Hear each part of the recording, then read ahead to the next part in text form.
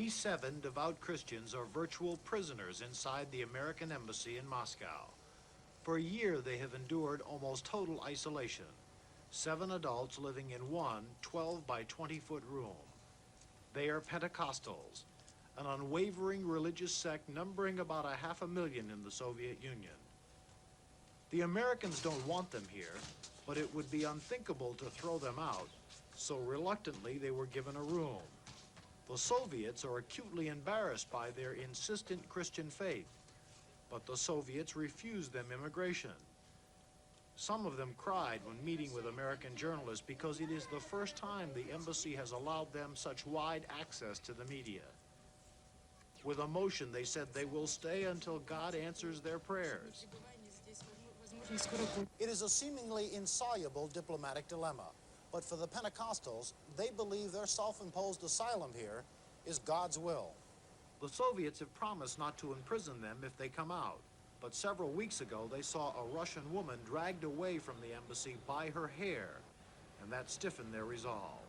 So they will stay, praying that a Christian America and a Baptist president will somehow secure their freedom. Fred Francis, NBC News, Moscow.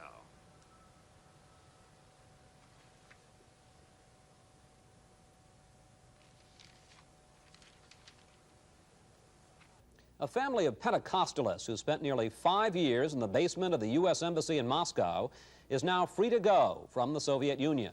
TASS News Agency reports the family may emigrate to Israel. From Moscow tonight, Steve Mallory reports on the family's ordeal.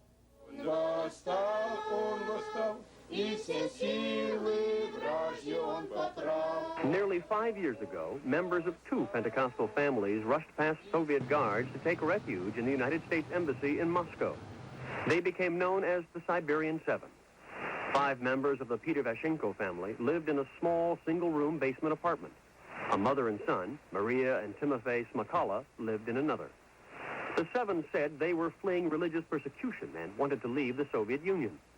One of Vashenko's daughters, Lydia, left the embassy late last year while on a hunger strike. She then returned to the family's home in Siberia and applied for emigration to Israel, which was quickly granted. Lydia left the Soviet Union in April. At that time, the 6 remaining Pentecostals decided, in their own words, to take the same risk.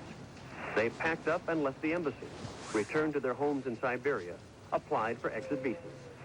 In an unusual move, the Soviet news agency TASS announced today that the Vashenko family would be leaving the Soviet Union to go to Israel.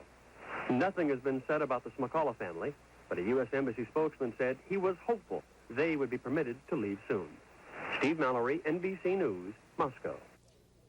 For each celebrated case of a family that emigrates from Russia, there are hundreds of thousands of Russians whose requests have been denied. Until a few years ago, Jews were leaving in record numbers, but the Russians have now clamped down as they step up an anti-Zionist campaign. Diplomatic correspondent Marvin Cowell reports. This is Kiev. This is the city I was born in. This is a Soviet propaganda film made in the Ukraine and recently mailed unsolicited to Nazi headhunters in the United States and Canada.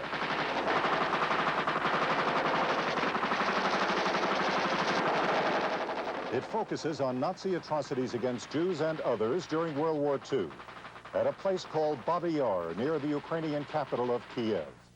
But its thrust is starkly contemporary. That Zionism and fascism are one and the same thing, part of an international plot against peace running through Vietnam, South Africa, and Lebanon. The U.S. in the lead, Israel in its wake. Chauvinism is equally wicked, whether you call it anti-Semitism, apartheid in South Africa, or Zionism of today's rulers of Israel. This film is part of a resurgent anti-Semitism in the Soviet Union, which has had the effect of drastically reducing Jewish emigration. In 1979, the Soviet Union allowed 51,320 Jews to emigrate, most of them to Israel. In 1982, the number dropped to 2,688. Through April of this year, only 421.